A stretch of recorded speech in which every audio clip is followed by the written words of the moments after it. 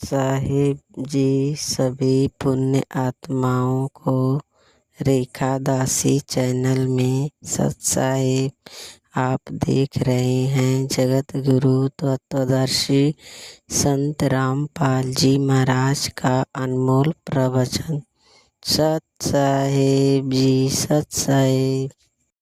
राम देव भगवान अल्लाह खुदा ईश आदि नाम एक ही शक्ति के हैं।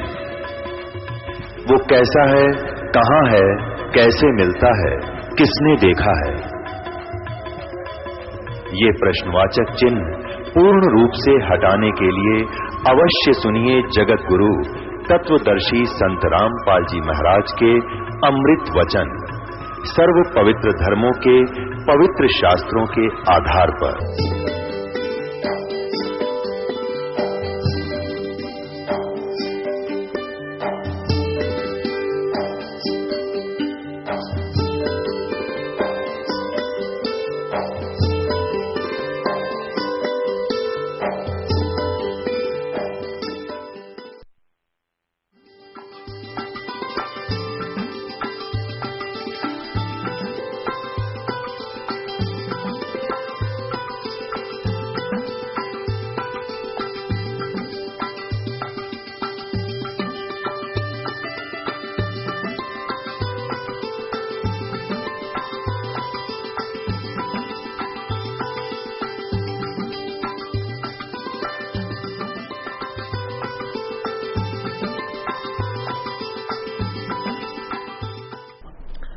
सतगुरुदेव की जय। बंदी छोड़ कबीर परमेश्वर जी की जय। बंदी छोड़ गरीबदास जी महाराज जी की जय। स्वामी रामदेवानंद जी गुरु महाराज जी की जय हो।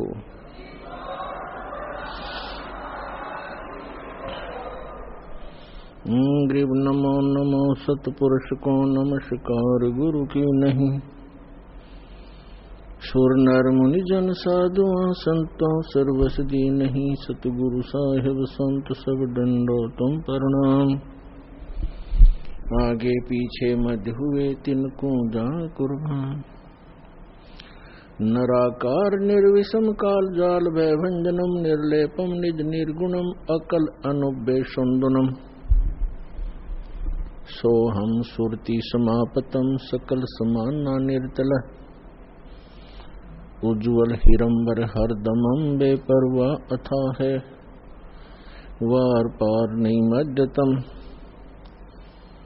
गरीब जो सुमर सद होई गणनायक गलता ना करो अनुग्रह सोई। पारस पद परवाना आदि गणेश मनाऊं गणनायक देवन देवा। चरण कमल लो लाऊं आजंत करूं सेवा। परम शक्ति संगीतम रिधि सिद्धि दाता सोई। अवगत गुण अतीतम सतपुरुष निर्मोही। जगदम्बा जगदीशम मंगल रूप मुरारी। तन मन अर्पों शीसम भक्ति मुक्ति भंडारी। सुर नर मुनि जन ध्यावे ब्रह्मा विष्णु महेशा।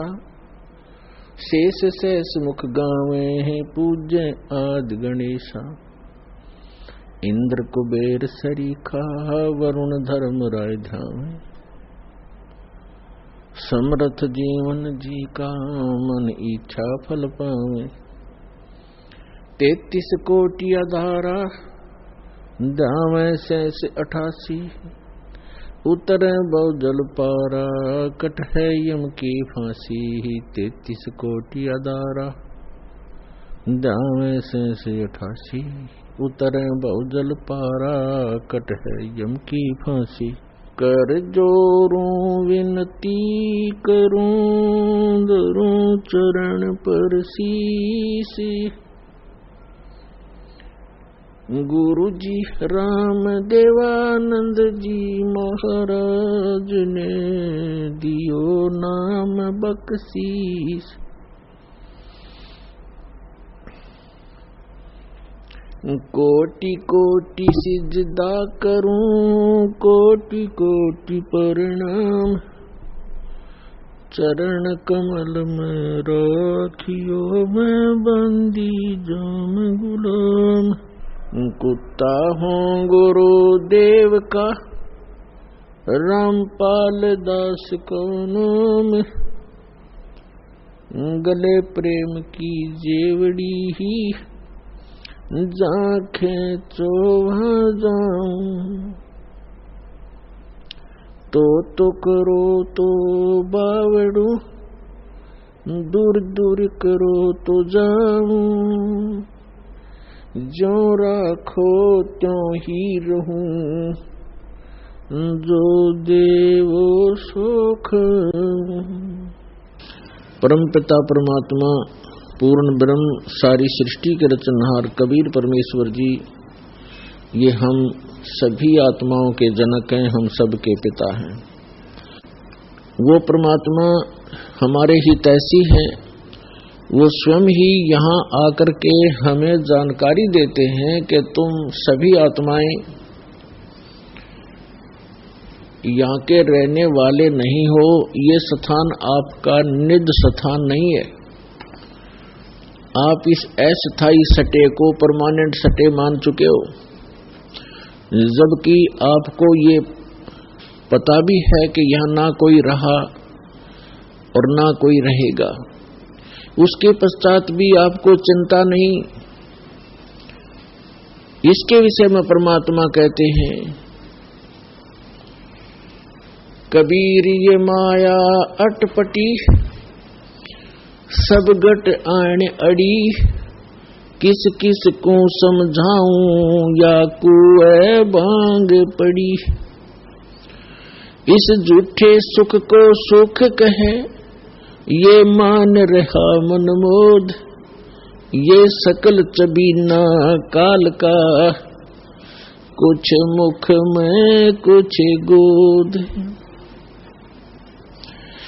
पृथ्वीपति चकवे गए, जिनके चक्कर चलंत, रावण सरीखे कौन गिने, ऐसे गए अनंत। परमात्मा हमें याद दिलाते हैं कबीर परमेश्वर जी के आप जिस लोक में रह रहे हो, ये लोक ठीक नहीं है। यहाँ पर आप कोठी बंगले बनाने में, अन्य संपत्ति की व्यवस्था करने में पूरा मानव जीवन लगा देते हो, और उस दौरान आपके साथ ना जाने कितनी घटनाएं घट जाती हैं, कितनी आपदाओं का सामना आपको करना पड़ता है।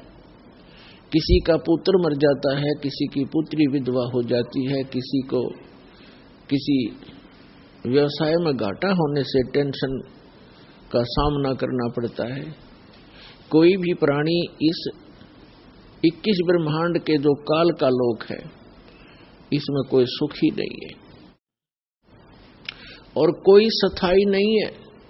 परमात्मा से परिचित जो महापुरुष हुए हैं उन्होंने, और स्वयं परमेश्वर कबीर जी ने आकर के यहाँ की वास्तविकता हमें बताने की चेष्टा की है, लेकिन हम अज्ञान से इतने परिपूर्ण हो चुके थे कि हमने परमात्मा के उस ज्ञान को स्वीकारा नहीं। अब दया करी है परमात्मा ने आप जी को पहले शिक्षित किया। नहीं, आप पिछला इतिहास देख सकते हो,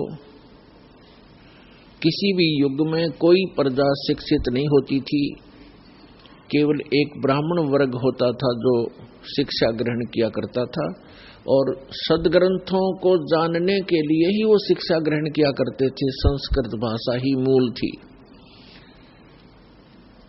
और अन्य प्रजा उन अपने धार्मिक गुरुओं से अध्यात्म ज्ञान सुनकर अपना जीवन निर्वाह किया करते थे। तो अब आपको शिक्षित किया इसलिए कि आप जिन सदग्रंथों को आप सत्य मानते थे, हमारे धर्मगुरु उन्हीं सदग्रंथों के विपरीत ज्ञान दिया करते थे। उसको कहते हैं शास्त्र विधि त्याग कर मनमाना आचरण, यानी शास्त्र के विरुद्ध ज्ञान और शास्त्र के विरुद्ध ही साधना हो, वो साधना व्यर्थ होती है। इसका प्रमाण है श्रीमद् भगवत गीता अध्याय नंबर 16 के श्लोक नंबर 23 और 24 में।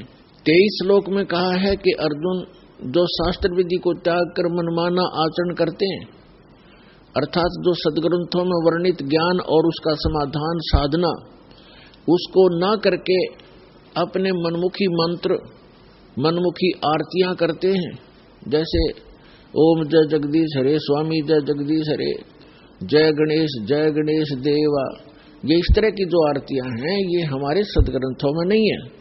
सदग्रंथों की पहचान भी आपको बताएंगे, सदग्रंथ कौन कौन से हैं, और बहुत बार पहले भी आपको सदग्रंथों की जानकारी दी है कि मूल सदग्रंथ कौन कौन से हैं जो गॉड गिवन हैं, और जो ऋषि मुनियों के बनाए ग्रंथ हैं वो कौन कौन से हैं। वो पुराण हैं, उपनिषद हैं, और गॉड गिवन कौन से सदग्रंथ हैं, जो चारों पवित्र वेद, पवित्र श्रीमद् भगवत गीता और पवित्र सूक्ष्म वेद, जो complete God given, complete spiritual knowledge है, पूर्ण परमात्मा के द्वारा दिया हुआ संपूर्ण अध्यात्म ज्ञान है, वो सूक्ष्म वेद है। उस सूक्ष्म वेद को हमारे धर्मगुरु समझ नहीं सके, इस दास पर दया करिए उस सूक्ष्म वेद को समझने और समझाने की। तो जो सदग्रंथों के विपरीत साधना करते हैं, वो शास्त्र विधि को त्याग कर मनमाना आचरण है। सदग्रंथ आपको बताई दिया, सूक्ष्म वेद, पवित्र चारों वेद, पवित्र श्रीमद् भगवत गीता। इसके अतिरिक्त जो सदग्रंथ हैं वो किसी ऋषि मुनि के दिए हुए ग्रंथ हैं। यदि वो वेदों से मेल खाते हैं वो ज्ञान तो सही है, उसके अतिरिक्त जो ज्ञान उनके अंदर है वो उनका अपना है, वो यथार्थ ज्ञान नहीं है। तो यहां गीता अध्याय नंबर 16 श्लोक 23 में कहा कि शास्त्र विधि को त्याग कर जो मनमाना आचरण करते हैं, मनमानी साधनाएं करते हैं, उनको न तो कोई सुख होता है, न कोई उनको सिद्धि प्राप्त होती है, और न ही उनकी गति होती है, अर्थात व्यर्थ, यूजलेस। तो क्या फायदा ऐसे डले दौड़ का जिससे कोई लाभ ही नहीं होना हो। तो इसलिए 24वें श्लोक में श्रीमद् भगवत गीता अध्याय 16 के 24वें श्लोक में तुरंत कहा है, इससे तेरे लिए अर्जुन कर्तव्य और अकर्तव्य की व्यवस्था में सदग्रंथ ही प्रमाण है। यानी सदग्रंथों को आधार मानकर जो संत साधना बताता हो उसी को स्वीकार कीजिए, अन्य शास्त्र विरुद्ध साधना बताने वालों को तुरंत त्याग दीजिए। वो अपना भी जीवन नष्ट कर रहे हैं और श्रद्धालुओं को भी मिसगाइड कर रहे हैं।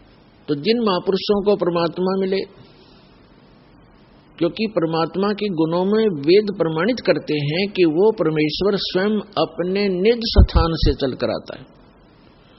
परमात्मा, परमेश्वर ऊपर के लोक में रहता है, सत्यलोक में, और वहां से चलकर आते हैं सशरीर, यहां अन्य रूप धारण कर लेते हैं और अच्छी आत्माओं को मिलते हैं जो दृढ़ भक्त होते हैं, उनको उपदेश देते हैं, यथार्थ ज्ञान समझाते हैं और फिर अपने से परिचित कराते हैं। सतलोक अपने निज स्थान ले जाकर उनको वापस छोड़ते हैं। और वो परमात्मा 3 स्थिति में हमारी केयर टेक करते हैं, हमारी देखभाल करते हैं। एक रूप में वो स्वयं रहते हैं सतलोक के अंदर, वहां भी नर आकार हैं, और यहां आते हैं तो भी परमात्मा नर आकार ही होते हैं। तो सतलोक में जो परमात्मा के शरीर की स्थिति है वो मनुष्य दृश्य है, मनुष्यवत है। उनके शरीर का जो तेज है, नूर है। एक रोमकूप में, एक रोम कहते हैं बाल को, एक बाल में, एक रोम में करोड़ सूर्य, करोड़ चंद्रमा, इन दोनों की मिलीजुली रोशनी हो, उनका जो तेज हो, परमात्मा की एक बाल की इतनी रोशनी है, तो फिर शेष बॉडी की कितनी होगी, अंडरस्टूड है। ये तो वहां परमात्मा एक रूप में ऐसे रोल करते हैं, ओवरऑल कंट्रोलर और ओवरऑल क्रिएटर के रूप में वहां विराजमान है। वो परमात्मा जो बनारस में, काशी में धानक रूप में, जुल्हा रूप में यहां रहे थे अभी कलयुग में सन 1398 से और सन 1518 तक 120 वर्ष रहे थे। वही परमात्मा उस असंख्य ब्रह्मांड के कंट्रोलर के सिंहासन पर विराजमान है, उस तख्त पर विराजमान है। उसके विषय में आंखों देखा उन महापुरुषों ने बताया है, जिनको परमात्मा मिले और सचखंड लेकर गए, फिर वापस छोड़ा। आदरणीय गरीबदास साहिब जी उनमें से एक महापुरुष हैं। उन्होंने कहा कि अनंत कोट ब्रह्मांड का एक रति नहीं भार और सतगुरु पुरुष कबीर हैं ये कुल के सर्जनहार। हम सुल्तानी नानक तारे दादू को उपदेश दिया, जात दुल्हा भेद नहीं पाया वो काशी माहे कबीर हुआ। ये काशी में दुल्हा रूप में जो रहे थे परमात्मा, ये असंख्य ब्रह्मांड के स्वामी हैं। हम इनको पहचान नहीं सके क्योंकि हमने परमात्मा की परिभाषा ही गलत सुन रखी है। कोई निराकार बताता है, कोई साकार कहता है, तो श्री राम और कृष्ण, विष्णु और शंकर भगवान तक हमारी बुद्धि सीमित कर रखी थी। इसलिए हम लाल को पहचान नहीं सके। हम 10 के नोट की भी कदर जानते हैं, हम 100, 500 और 1000 के नोट को भी खूब पहचानते हैं, लेकिन हम लाल से परिचित नहीं है। आज भी परिचित नहीं है। यदि यहाँ कोई लाल डाल दिए जाए, आप उनको छोड़कर चले जाओगे और 1000 का नोट पड़ा हो तुरंत उठाओगे। चाहे किसी का ये भी कहो कि भी किसका है देखिएगा, किसी का हो तो ले लीजिए, आपको उसकी कदर है, लाल का पता नहीं।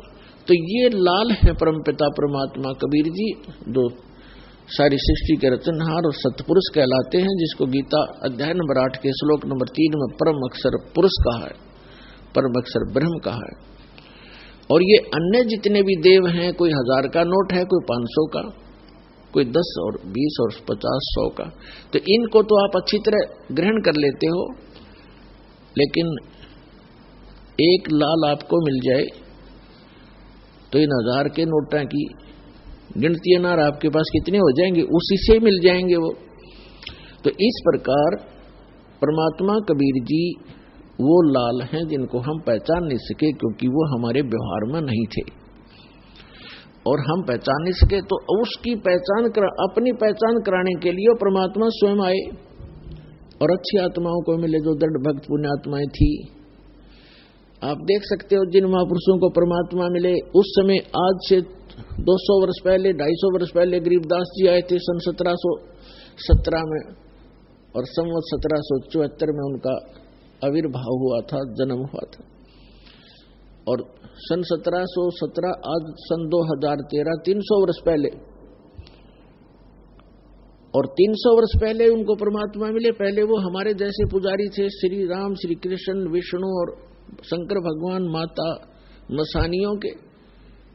और जब उन्होंने परमात्मा को देखा, सतलोक देखा, जहां हम रहा करते वो स्थान देखे और वहां की जो सुख देखे, फिर आकर उनको वापस छोड़ा, तो फिर वो इतने दृढ़ हो गए, पूरा समाज एक तरफ और गरीबदास जी एक तरफ। ऐसे ही नानक साहिब जी, आदरणीय नानक देव जी को जो परमात्मा मिले, बेई नदी से सचखंड लेकर गए वो सतपुरुष, और फिर वापस छोड़ा उनको ला करके। उसके बाद उससे पहले वो हिंदू धर्म में जन्मे थे, सभी श्री राम और श्री विष्णु, श्री कृष्ण जी के परम पुजारी थे।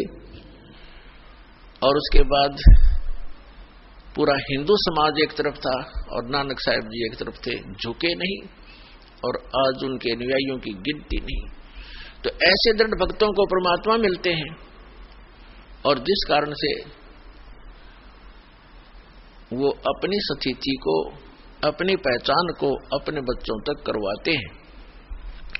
तो इस सारे कुछ अभी तक जो सत्संग दास ने किया है, इसका उद्देश्य ये है कि श्रीमद् भगवत गीता में जो प्रमाण है, ये गॉड गिवन स्पिरिचुअल नॉलेज है। श्रीमद् भगवत गीता अर्थात ये वेदों का सारांश है, और चारों वेद कबीर भगवान ने दिए थे इस ज्योत निरंजन ब्रह्म सरपुरुष इस काल के अंतःकरण में फीड कर दिए थे, ईमेल कर दी थी, फैक्स कर दिया था। और जब इसने डाउनलोड करके देखा, कंप्लीट स्पिरिचुअल नॉलेज भेजा था परमात्मा ने इस ज्योत स्वरूपी निरंजन के अंतःकरण में। इसने जब वो डाउनलोड किया यानी अंदर से बाहर निकाला अपने अंतःकरण से, तो बाहर उन्हें पढ़कर देखा उस कंप्लीट स्पिरिचुअल नॉलेज का, संपूर्ण अध्यात्म ज्ञान का वो पार्ट, वो भाग इसने नष्ट कर दिया जिसमें उस परम पिता की जानकारी थी और इससे उत्तम लोक की जानकारी थी, वहां जाने की विधि थी, उसको पाने की विधि थी। ये नहीं चाहता कि यहाँ के प्राणियों को जो इसके अंतर्गत हैं 21 ब्रह्मांड में, इनको ये जानकारी हो कि कोई और सुख स्थान है और जहां जाने के बाद ना वृद्ध अवस्था होती है, ना वहां मृत्यु होती है, ना कोई रोग सताता है, ना किसी चीज का अभाव है। सब सुख पदार्थ आपको वहां बगैर किए ही प्राप्त होंगे। और पुण्यात्माओं, हमारी यहाँ चेष्टा प्रत्येक प्राणी की ये है कि हम काम ना करें, हम मेहनत परिश्रम कम करें और सुविधाएं सारी हों। इसलिए हम अपने बच्चों को पढ़ाते हैं, स्वयं भी पढ़ते हैं, पढ़ा करते थे कि हम बड़े अधिकारी बने और हम काम कुछ ना करें, घंटी बजाएं, नौकर आए और जो वस्तु चाहे वो खाएं, ऐसी तनख्वाह हो, कार हो, कोठी हो और सुविधाएं सारी हो। तो ये यहाँ नहीं हो सकती। यहाँ तो चाहे राष्ट्रपति बन जाए, उसने भी दिन में बहुत सी मीटिंग अटेंड करनी पड़ेगी, नहीं तो उसको जीने नहीं दे पब्लिक, उसकी व्यवस्था है। तो इसी प्रकार सतलोक में जाने के बाद वो सुख होगा जिसकी हम खोज यहाँ कर रहे हैं। वृद्धावस्था वहां नहीं है, वहां केवल युवा शरीर रहेगा। तो कौन चाहता है वृद्ध होना, कौन चाहता है मृत्यु? लेकिन यहाँ इसका कोई विकल्प नहीं है, यहाँ तो ये कंपलसरी है, ये तो होगा ही होगा। तो इससे बचने के लिए एक साधना है, साधन है जो परमात्मा ने स्वयं आकर आप बताई और अपनी प्यारी आत्मा उन परमहंस संतों को सतलोक दिखाया और वापस छोड़ा, उनको दृढ़ कराया। तो यहाँ पर जितने भी प्राणी हैं सबकी मृत्यु होती है और हम आजीवन जो संग्रह करते हैं वो हमारे साथ नहीं चलता।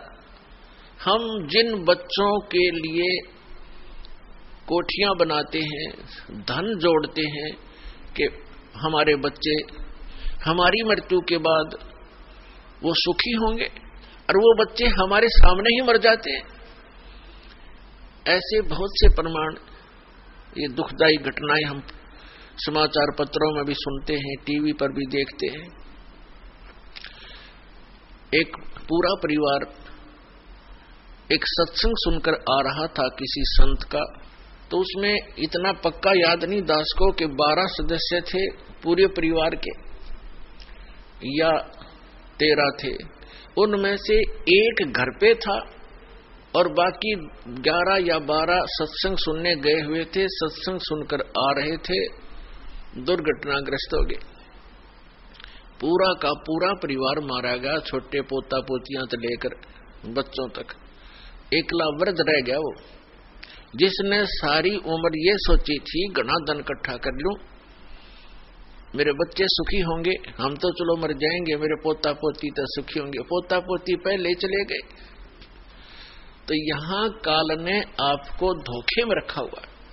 फिर दूसरा कारण ये है कि सत्संग, संत की शरण में सत्संग सुनते हैं प्राणी, तो उनको ऐसी आपदाओं का सामना नहीं करना पड़ता। तो वो संत और सत्संग और उसकी साधना में कोई त्रुटि है जिस कारण से प्रोटेक्शन नहीं होता। और दूसरा कारण ये होता है कि संत भी सही हो, साधना भी ठीक हो, लेकिन अपने में कोई त्रुटि हो, हम नियमों का पालन ना कर रहे हो, उससे क्या होता है, फिर नाम खंडित हो जाता है। उस कारण से भी प्राणी साधक साधक होते हुए हानि उठा लेता है, क्योंकि उसका प्रोटेक्शन समाप्त हो जाता है। जो पावर कनेक्शन उसको मिला हुआ था वो न मिलने से वो पावर वाला काम बंद हो जाता है, उसको सारी सुविधाएं बंद हो जाती हैं। जैसे आपका बिजली का कनेक्शन कट जाता है तो ना पंखा चले, ना एसी चले, ना कूलर काम करे, ना कोई पंप चले, ना कोई हैंड पंप चले, यानी सब सुविधाएं बंद हो जाती। इस प्रकार परम संत हो, साधना शास्त्र अनुकूल हो और साधक मर्यादा में रहे, फिर ये आपदा नहीं आया करती। पूर्ण परमात्मा सत्य पुरुष की साधना करने वाले साधक पर ये आपदा नहीं आ सकती। दुर्घटना में मृत्यु, अकाल मृत्यु या कोई अन्य दुख नहीं आने देंगे भगवान, जहां हमारी समर्पित भाव से साधना होगी और सच साधना होगी। तो फिर भी जो कहने का तात्पर्य दास का आज जो उद्देश्य है ये ज्ञान कराने का, कि हम जिन सुविधाओं को एकत्रित करने में, जोड़ने में सारा जीवन लगा देते हैं और फिर भी हम भी छोड़ चले जाते हैं और बच्चों का भी पता नहीं हमारे सामने ही मृत्यु हो जाए, तो ये गंदा लोक है, ये लोक ठीक नहीं। अभी तक हमें इसका अल्टरनेट नहीं था। अल्टरनेट था तो इतना था कि स्वर्ग चले जाएंगे, स्वर्ग से आगे हम नहीं जानते थे। परमात्मा कबीर जी ने आके अपनी महिमा, अपना स्थान स्वयं बताया है कि एक स्थान ऐसा है जहां जाने के बाद साधक फिर लौटकर संसार में नहीं आता। ये परमात्मा ने आके बताया 600 वर्ष पहले, और उसके बाद भी उस परमात्मा के सूक्ष्म वेद में वर्णित ये ज्ञान है जो परमेश्वर ने, कबीर जी ने स्वयं अपने मुख से बोला, जिसको कबीर वाणी कहते हैं, जिसको सच्चिदानंद घन ब्रह्म की वाणी कहा है। उसमें वर्णित किया मालिक ने, और हमारे वेद और गीता में वर्णित है।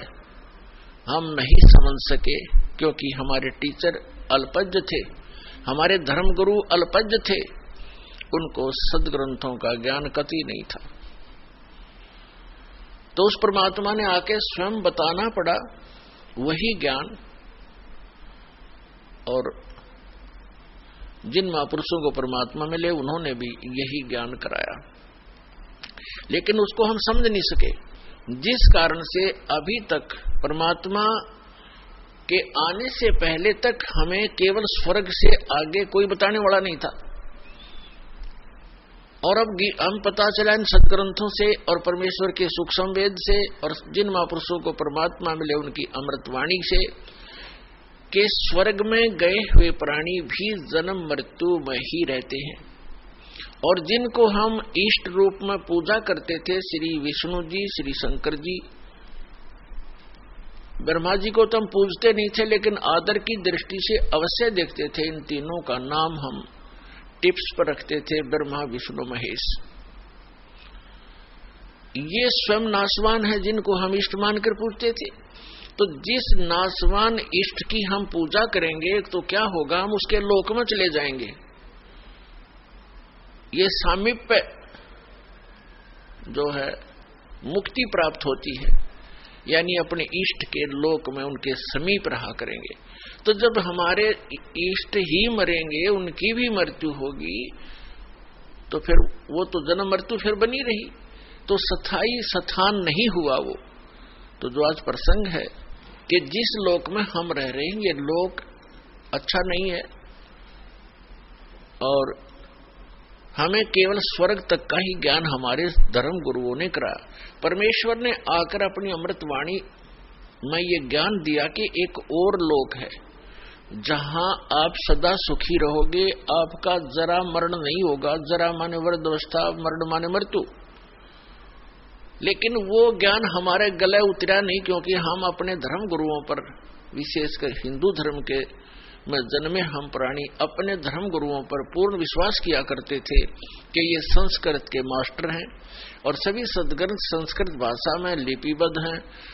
हमारे को कभी अविश्वास नहीं हुआ, इसलिए हमने परमात्मा के दिए हुए उस ज्ञान पर कभी ध्यान नहीं दिया।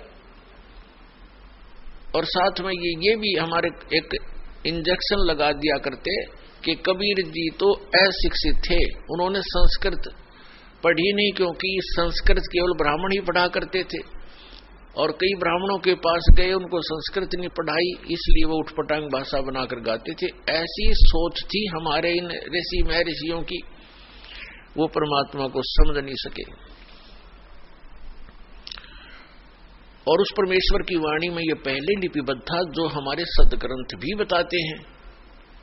क्योंकि परमात्मा ने जो ज्ञान दिया वो अपने द्वारा रची हुई सृष्टि का और सारे विधान स्वयं बनाया हुआ था, वो अपनी सिंपल लैंग्वेज में बोल दिया। अब जो प्रसंग चल रहा है कि उस परमात्मा ने भी बताया था कि एक सतलोक है जहां जाने के बाद, जहां जन्म मृत्यु नहीं होती, जहां वृद्ध अवस्था नहीं है, वहां किसी चीज का अभाव नहीं है, वहां सब सदाबहार वृक्ष है, सदाबहार सब मेवा है और दूधों की नदियां बहती हैं, वहां पर अमृत के सरोवर भरे हुए हैं, मीठे जल के समुद्र भरे हुए, हीरे पन्ने ज्वारातों के वहां पहाड़ हैं, जो यहाँ पर मिट्टी और पत्थर के पहाड़ हैं, झरने बहते हैं, वहां वर्षा होती है, बगैर बादल के फुहार चल पड़ती है, सुंदर शरीर है आपका, कभी वृद्ध अवस्था नहीं होती, मृत्यु नहीं होती, वहां आपका परिवार होगा। जैसे धीरे धीरे यहाँ एक, पहले हम अकेले थे, विवाह हुआ जब 2 हो गए, बच्चे हुए जब 5-4 और हो गए, और फिर धीरे धीरे पोते पर पोते हो गए, तो हमारा कितना अच्छा परिवार और कैसा दिल लग रहा है। और 1 मिनट में ना जाने पोता मर जा, पोती मर जा, बेटा मर जा, बेटी मर जा, स्वयं की टिकट कट जा, तो खा का ये स्थान, तो वो स्थान है जहां पर हम कभी मरेंगे नहीं, हमारा परिवार होगा, सारी सुविधाएं होंगी, मनोमयी विमान होंगे आपके। यहाँ तो एक साइकिल नहीं जुड़ता सारा दिन, और वहां पर ऐसा सुविधा है कि आप चाहोगे आपके सामने विमान खड़ा होगा, और जहां जाओगे बैठ के परिवार, कहीं बहुत बड़े बड़े पार्क हैं, बड़े सुंदर स्थान हैं, तो वो स्थान है जो भगवान ने स्वयं आकर बताया। और इसी का परम समर्थन हमारे सदग्रंथों ने दिया। जैसे गीता ज्ञानदाता यह सरपुरुष है, श्रीमद् भगवत गीता अध्याय नंबर 15 के श्लोक नंबर 16 और 17 में 3 पुरुष है। पुरुष माने प्रभु, स्वामी, मालिक, ब्रह्म कहो, पुरुष कहो, भगवान कहो, राम कहो, साहिब कहो, ये 3 पुरुष बताए। एक सरपुरुष, एक अक्षर पुरुष। और 15वें अध्याय के गीता के 15वें अध्याय के 17वें श्लोक में सरपुरुष और अक्षर पुरुष से कोई और बताया जो श्रेष्ठ भगवान है, पुरुषोत्तम है, उत्तम पुरुष है, तू अन्य परमात्मा इति उदाहरते। जिसको परमात्मा कहा जाता है वास्तव में वो पुरुष तो इन दोनों से, सरपुरुष और अक्षर पुरुष से कोई अन्य है, और वही तीनों लोकों में प्रवेश करके सबका धारण पोषण करता है। ये 3 पुरुष है, 3 प्रभु हैं।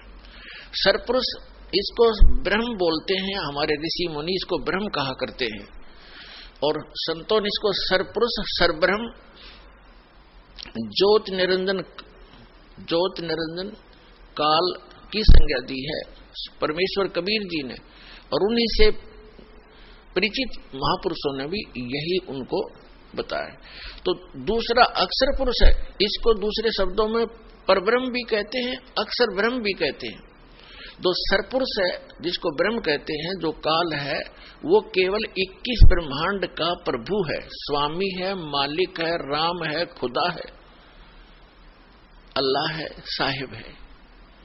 वो कंप्लीट गॉड नहीं है, केवल 21 ब्रह्मांड का स्वामी है। एक ब्रह्मांड के अंदर पृथ्वी लोक, पाताल लोक, स्वर्ग लोक, और नीचे के तल अतुल रसातल आदि ये, और ऊपर के जैसे विष्णु जी का लोक, शिव जी का लोक, ब्रह्मा जी का लोक, धर्मराय का लोक, और ऊपर जो ब्रह्मलोक के अंदर डिवीजन है कई, उसमें भी भाग हैं, तो वो सारे मिला के एक ब्रह्मांड में एक ब्रह्मलोक भी है, एक मानसरोवर भी है, तो ये सारा मिला करके एक ब्रह्मांड है। ऐसे ऐसे 21 ब्रह्मांड है इस सरपुरुष के, काल के, जिसके लोक में हम रह रहे। ये इतना ही प्रभु है, इतना ही स्वामी है। और दूसरा अक्षर पुरुष है, गीता अध्याय नंबर 15 के श्लोक नंबर 16 में 2 पुरुष हैं। अक्षर का अर्थ होता है जिसका नाश ना होता हो, अविनाशी। लेकिन ये अविनाशी लगता है लेकिन अविनाशी नहीं है। अक्षर पुरुष भी अविनाशी नहीं है, लेकिन इसको कहा गया है अविनाशी अक्षर पुरुष, इसलिए 15वें अध्याय के 17वें श्लोक में कहा है कि उत्तम पुरुष है तो अन्य परमात्मा इति उदाहरते है। उत्तम पुरुष, श्रेष्ठ पुरुष तो इन दोनों से, सरपुरुष और अक्षर पुरुष से कोई और है। और जिसको परमात्मा, परमात्मा माने श्रेष्ठ आत्मा, वो पुरुषोत्तम तो कोई और है इन दोनों से। जिसको परमात्मा यानी श्रेष्ठ आत्मा, परमात्मा का सीधा सा अर्थ होता है जो केवल सुख दे, दुख ना दे। जो दुख दे परमात्मा कैसे रह गया, श्रेष्ठ आत्मा कैसे हो गया? तो हमने डेफिनेशन का भी नहीं पता था आज तक उस गॉड की जिसकी हम पूजा करने जा चले थे और पूजा कर रहे थे। तो हम ऐसे ही धूल अंधेरे में घूम रहे थे, जंगल में भटका रखे थे, हमें कोई रास्ता नहीं था। तो इसमें लिखा फिर ये लोग चरम अविश्य विवर्ती अवय ईश्वर है, जो तीनों लोकों में प्रवेश करके सबका धारण पोषण करता है, वो है अविनाशी परमात्मा, अवय ईश्वर है, वो है अविनाशी। ऊपर वाले को अक्षर पुरुष को भी अक्षर का अर्थ वैसे अविनाशी होता है, लेकिन ये रिजेक्ट कर दिया यहाँ पर कि इन दोनों से अन्य है जो वास्तव में अविनाशी है। अब इस सारी डिटेल को समझाएंगे आज के सत्संग में। पहले तो प्रसंग चल रहा था कि वो परमात्मा ही आकर स्वयं ज्ञान देता है, और उसने आकर के हमें बताया कि इससे हटकर कोई और स्थान है जहां आप पहले रहा करते थे, और अपनी गलती के कारण आप बालकपन करके आप यहाँ आगे गंधलोक में फंस गए। अब यहाँ से जाने का विकल्प आपके पास नहीं रहा, ना किसी ऋषि महर्षि और संत और ब्रह्मा विष्णु महेश को भी यहाँ से वापस जाने के मार्ग का पता नहीं। तो उसके लिए परमात्मा स्वयं आते हैं। जो प्रसंग चल रहा था कि परमात्मा तीन, अब जो ये प्रसंग चल रहा है इसको थोड़ा सा यहाँ करते हैं। तो परमात्मा तीन स्थिति में बताया आपको कि जो सतलोक में रहता है, जहां हम रहते थे, वहां करोड़ सूर्य करोड़ चंद्रमा मिला दे उनका ऐसा एक रोम का प्रकाश है। फिर परमात्मा अन्य अलका तेज पुंज का रूप बनाकर कभी भी आकर प्रकट हो जाते हैं एक संत साधु की, महात्मा की वेशभूषा में। और तीसरी स्थिति जो सेकंड या तीसरी स्थिति है, सेकंड स्थिति परमात्मा की यह है, प्रत्येक युग में वो एक शिशु रूप धारण, वहां से चलकर आते हैं सहस्री कमल के फूल पर, एक सरोवर के अंदर कमल के फूल पर शिशु रूप धारण करके विराजमान होते हैं। वहां से निसंतान संपत्ति, जिनके बच्चे नहीं होते, उठा ले जाता है और फिर उसकी परवरिश वहां होती है। फिर धीरे धीरे 5 वर्ष की आयु में ही वो बड़े बड़े विद्वानों के छक्के छुड़ाना शुरू कर देते अपने अध्यात्म ज्ञान के आधार से। अब हम फिर आते हैं उसी प्रसंग पर, हम फिर आते हैं गीता अध्याय नंबर 15 के श्लोक नंबर 16 और 17 पे, क्योंकि प्रसंग चला है कि एक परमात्मा ने भी आकर बताया और इन सदग्रंथों में भी प्रमाण है कि कोई ऐसा स्थान है जहां जाने के बाद साधक फिर लौटकर संसार में कभी नहीं आते, वह स्थायी स्थान पाते हैं। और जब तक हम इस काल के लोक में हैं, कितनी साधना कर लें, उस सत्य पुरुष के बताए उस सत्य ज्ञान के आधार से जब तक सत साधना नहीं करेंगे तो हमारी जन्म मृत्यु सदा बनी रहेगी। उसके लिए परमात्मा से परिचित संत आदरणीय गरीबदास साहिब जी कहते हैं कि आग गए ना बावड़े रहते भी सब जाही, बिन साहेब की बंदगी कहीं ठोर ठिकाना नहीं। कहते हैं कि आगे चले गए, वो तो वापस आए नहीं आपको कुछ बतावें कि हमारे साथ क्या बना, और जो शेष बचे हैं वो भी चले जाएंगे।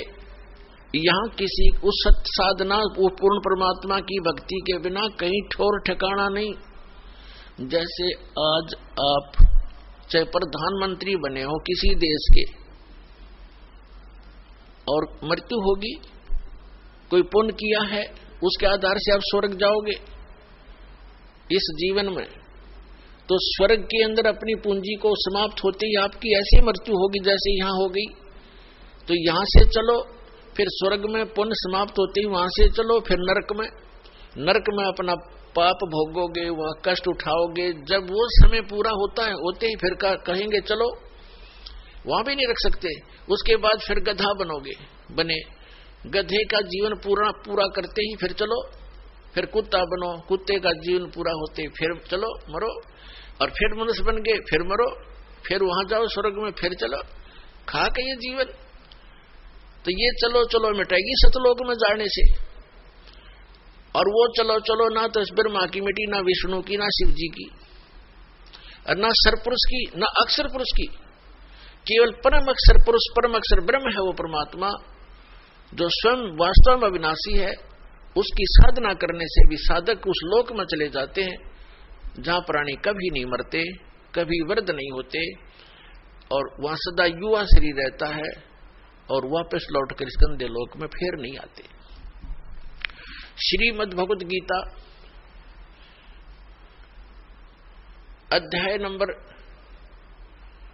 2 के श्लोक नंबर 12 में, अध्याय नंबर 4 के श्लोक नंबर 5 और 9 में, गीता अध्याय नंबर 10 के श्लोक नंबर 2 में, ये गीता ज्ञानदाता अर्थात सरपुरुष कह रहा है।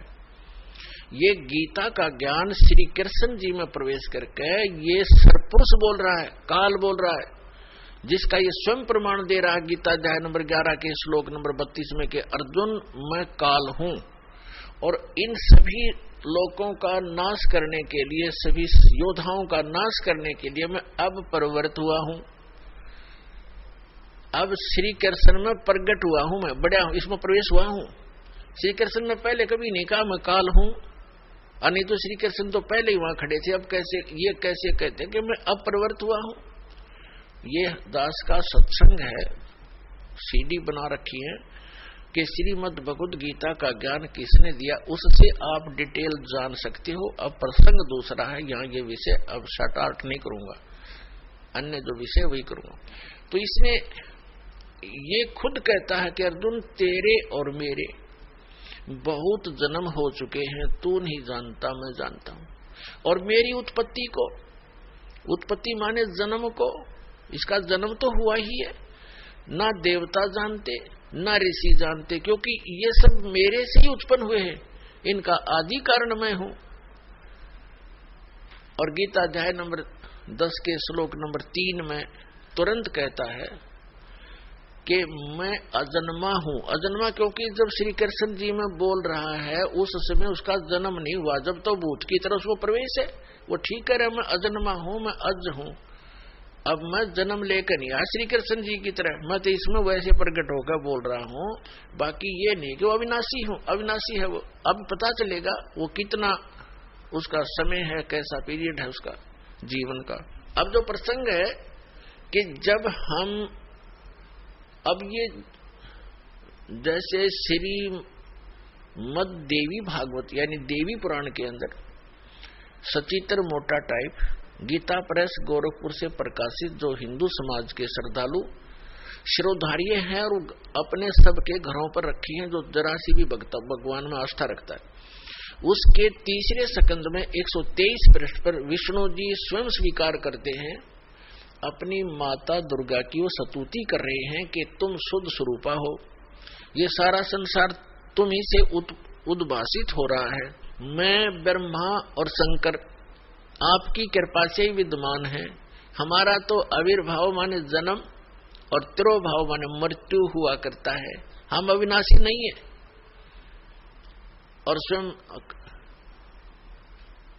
और भगवान विष्णु जी कह रहे हैं कि आप ही प्रकृति देवी हो। भगवान शंकर कहते हैं कि जब ब्रह्मा जी विष्णु जी के बाद ब्रह्मा जी आप उत्पन्न हुए तो क्या मैं आपका पुत्र नहीं हुआ, तमोगुणी लीला करने वाला। तो कहने का भाव ये है कि ये भी नासवान है, इनकी जन्म मृत्यु होती है, इनकी जीवनी में लिखा है, अभी आपको सुनाया।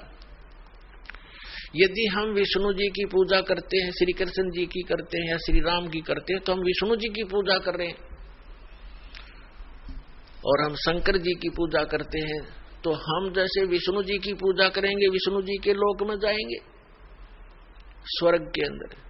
उनका स्वर्ग समझो एक रेस्टोरेंट है, प्रत्येक उसके अंदर डिस्ट्रिक्ट के अंदर होता है, प्रत्येक शहर में होते हैं रेस्टोरेंट। वो जैसा शहर जिस अतिथि का है उसमें वैसे ही रेस्टोरेंट उपलब्ध होते हैं।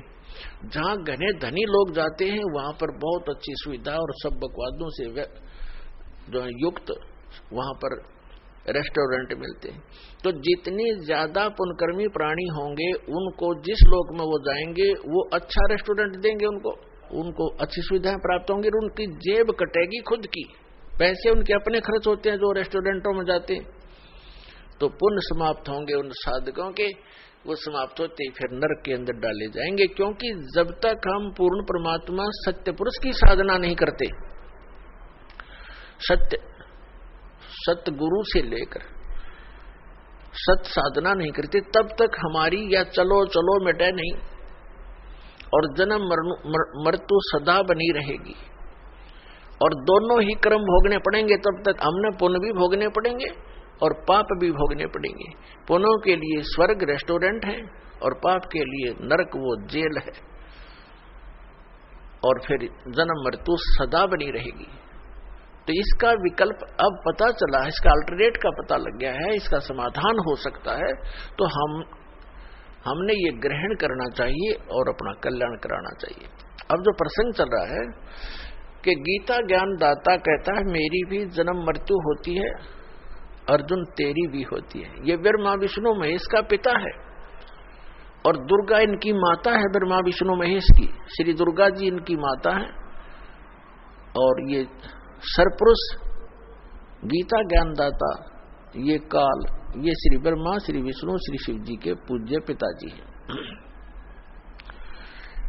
अब ये भी नासवान, इनका पिता भी नासवान। ये खुद कहता है, अर्जुन गीता ज्ञानदाता कहता है अध्याय नंबर 2 के श्लोक 12 में, गीता अध्याय नंबर 4 के श्लोक 5 और 9 में, गीता अध्याय नंबर 10 के श्लोक नंबर 2 में कि अर्जुन तेरे और मेरे बहुत जन्म हो चुके हैं, तू नहीं जानता मैं जानता हूं।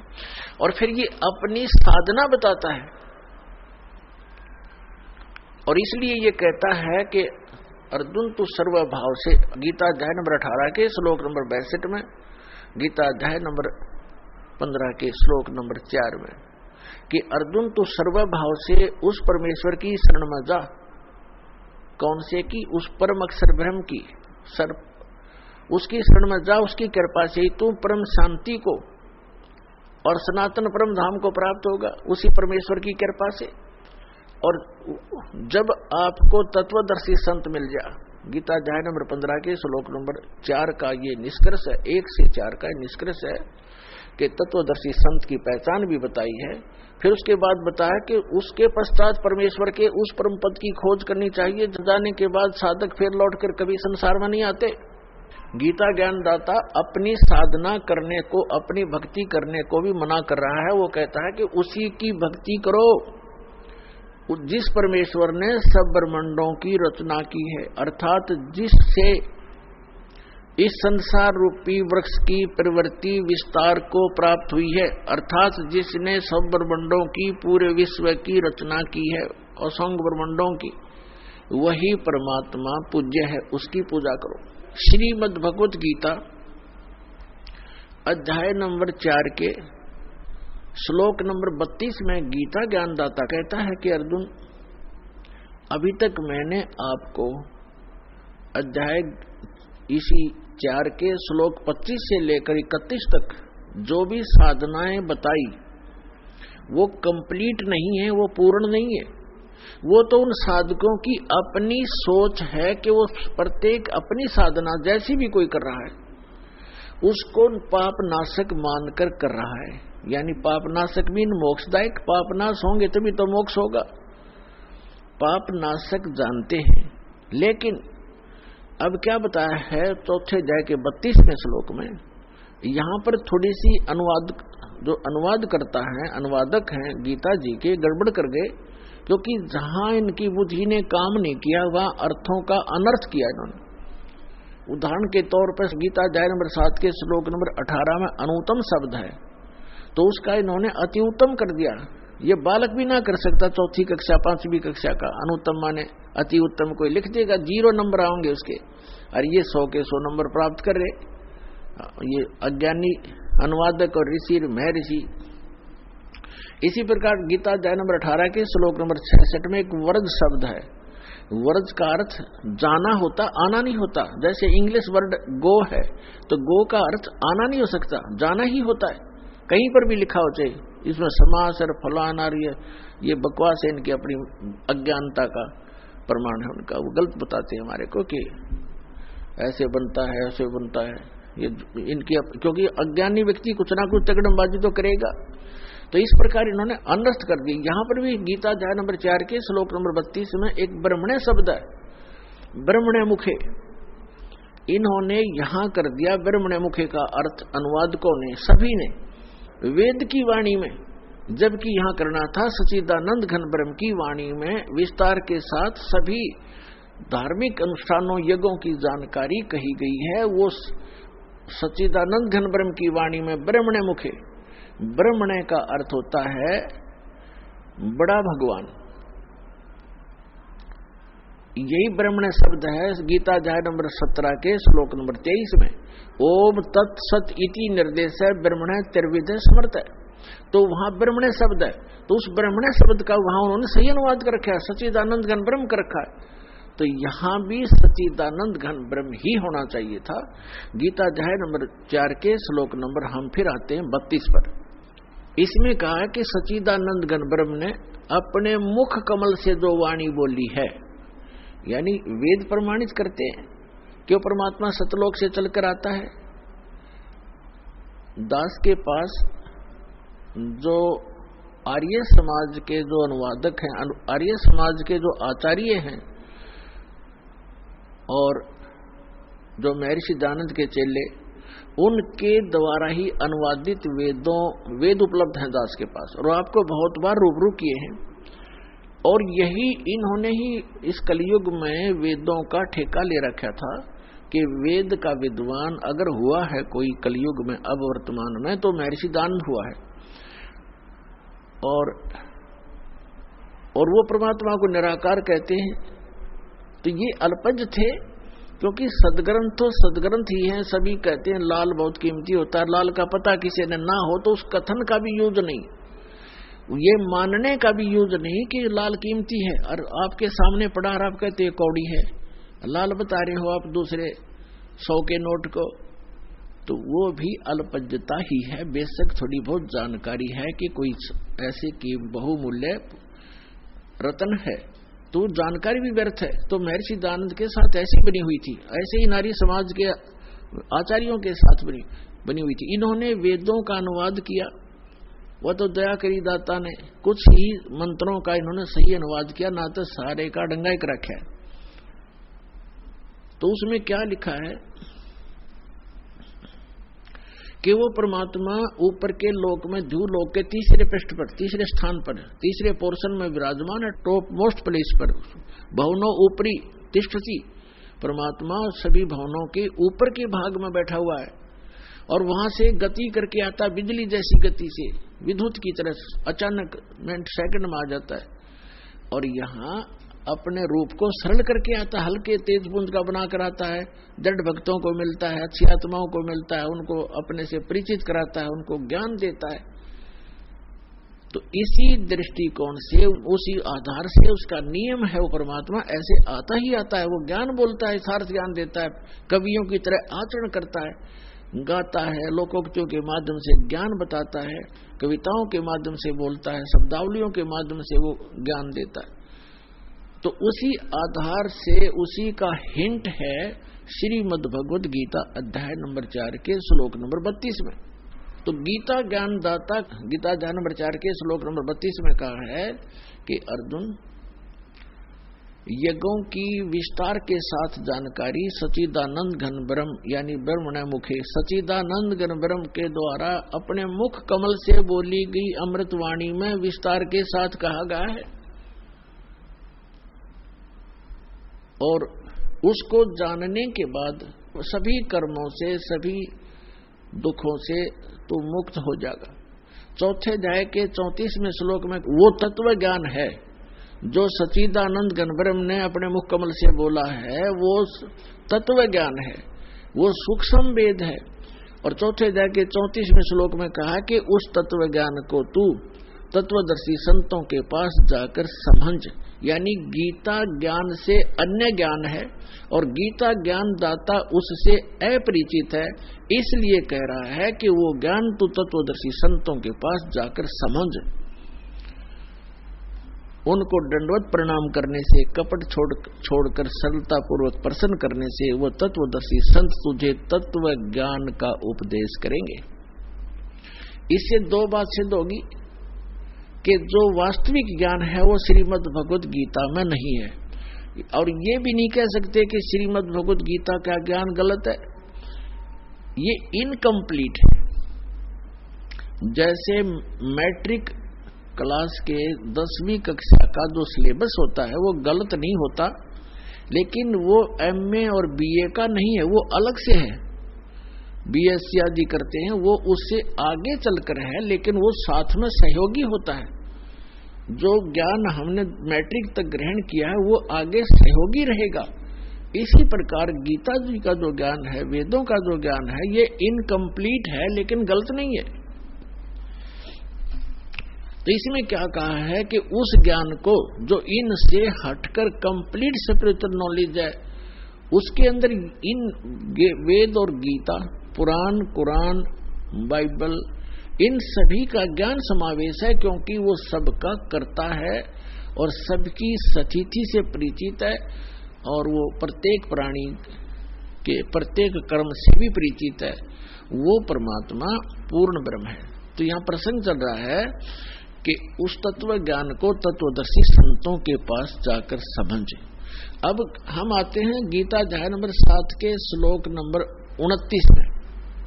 इसमें गीता ज्ञानदाता कह रहा है कि अर्जुन, जो मेरे आश्रित होकर मैंने जो ज्ञान दे दिया और इस पर उसने अमल कर लिया और तत्वदर्शी संत खोज लिया और तत्व ज्ञान से वो परिचित हो गया,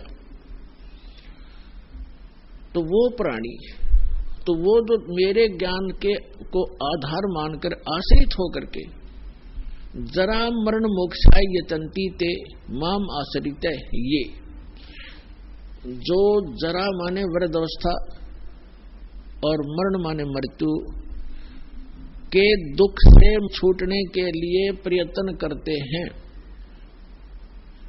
जो ते ब्रह्म तत्विदु कृष्णम अध्यात्म अखिल च कर्मम। इसका अर्थ है कि जो व्यक्ति इस संसार की किसी भी वस्तु प्राप्त के लिए जैसे कोई साधना नहीं करते, वो जो केवल जरा और मरण के दुख से, बुढ़ापे और वृद्ध मृत्यु के दुख से छूटने का जो प्रयत्न कर रहे हैं, वे तत्ब्रह्म से परिचित हैं और सारे अध्यात्म ज्ञान से परिचित हैं और सभी कर्मों से परिचित हैं। वे केवल वे ही जरा और मरण से छूटने का प्रयत्न करते हैं। अपने आत्माओं, जब हमें ये ज्ञान होगा कि जैसे दास आज का जो सत्संग आपको सुना रहा है, यही उद्देश्य है कि जिस लोक में आप रह रहे हो, ये लोक ठीक नहीं। यहाँ तो आपको पल पल पीड़ा का सामना करना पड़ता है, और परमात्मा ने बहुत बार समझाया है कि परमात्मा कहते हैं कि तन दर सुखिया कोई न देखा, जो देखा सो दुखिया हो, और उदय अस्त की बात करे मन सबका किया विवेका हो। देखो, निर्धन तो वैसे ही दुखी है, उसको तो सारे ही कष्ट उठाने पड़ते, भूख से भी परेशान, कपड़े वस्त्र मकान भी नहीं।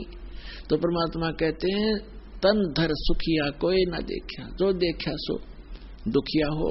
और उदय अस्त की बात करें कि ऐसे ऐसे राजा हो गए जिनका सूर्य अस्त हो और सूर्य उदय हो, वहां तक उसका राज हो, यानी पूरी पृथ्वी का शासक भी मैंने देख लिया, और ब्रह्मा विष्णु महेश को भी देख लिया, ये भी सुखी नहीं।